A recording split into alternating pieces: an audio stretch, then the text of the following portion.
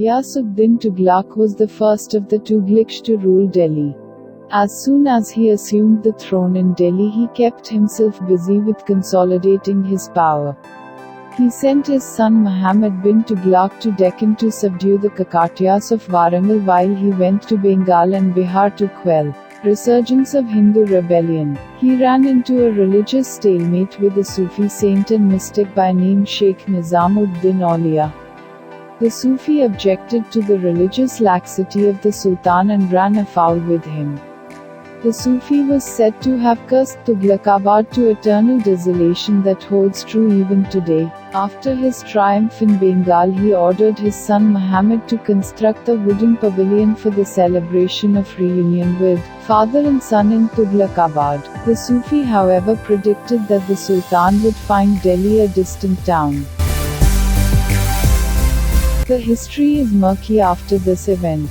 It is recorded that following the dinner with son and father participating, a bolt of lightning struck the wooden pavilion to electrocute the father. Another version is that the son Muhammad ordered stamping of several elephants in the vicinity of the pavilion, called Afghanpur pavilion, that made the whole structure fall on the Sultan, crushing him to death. Muhammad bin Tughlaq was the most controversial of all the sultans ever to rule India.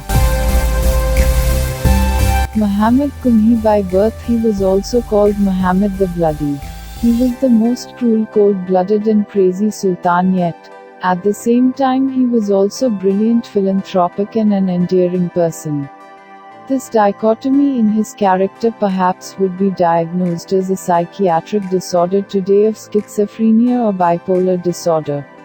Whether he was a genius or a maniacal lunatic, an idealist or a visionary, a tyrant or a benevolent king are unanswered questions. However, all these characters were apparent at one time or another in his actions. Was he a devout Muslim or a heretic, a complex man? He remains an enigma. He went against ulema, the Muslim scholars who are experts in Muslim law and religion. There are enough documentations of his psychotic behavior. 1 minute he would be effusive in his praise and shower of presents, but the next he would enthusiastically shed blood and condemn one to death.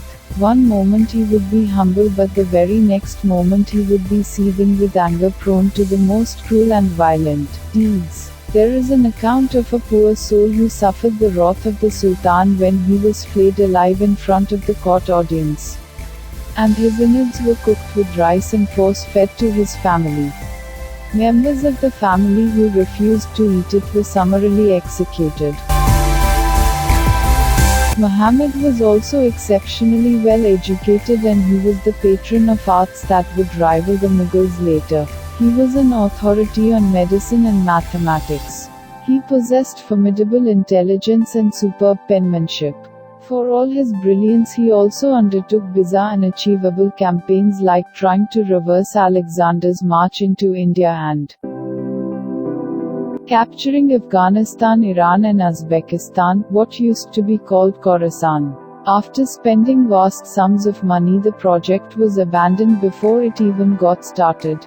Another folly, an expedition into China got bogged down in Kulu with resistance from Hindus. Only 10 out of a staggering force of 60,000 horsemen returned to Delhi following this fiasco. He, however, had some success in Deccan, and Devagiri was under his firm control. He renamed it Daulatabad and ordered his capital moved there 1400 kilometers from Delhi. When the pampered citizens of Delhi showed reluctance to move so far away, the Sultan resorted to brutal force. People were evicted from their homes in Delhi, and if they refused to go, they were immediately put to death. Cripples were tied to the catapult and slung towards Daulatabad. A blind man was tied to a horse and dragged all the way, and only one of his legs reached the final destination in Daulatabad.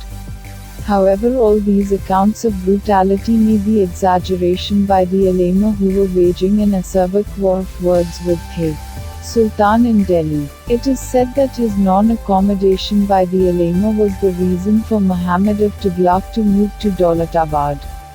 The monumental folly of the Sultan soon ended when he decided to move back to Delhi. Some of his supporters had barely reached Tughlaqabad when they had to turn around. The military expenses incurred with foolish adventures in the move to Tughlaqabad cost him dearly.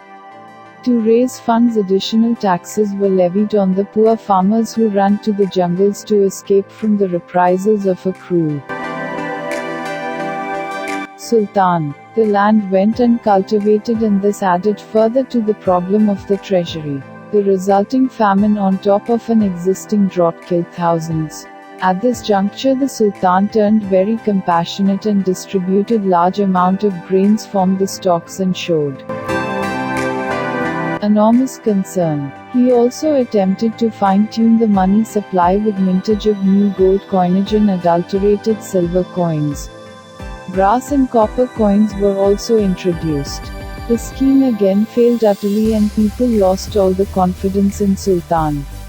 Counterfeits appeared all over the country, and Muhammad was eventually forced to buy back all the tokens real and counterfeit at considerable expense to the treasury. Despite the mind-boggling idiocy of the experiments that failed miserably, Muhammad bin Tughlaq managed to stay in power for 26 years. Unlike some of his predecessors, he ought to be admired for the absence of religious bigotry and his successful administration, with minor reforms of merit. He did not busy himself with temple destruction, neither did he indulge in nurturing his libido. He was a genius when it came to military strategy. He died in 1351 while pursuing rebels in Sindh of natural causes, though other theories of deliberate poisoning abound. His cousin Firoz Shah succeeded him in a remarkable bloodless manner.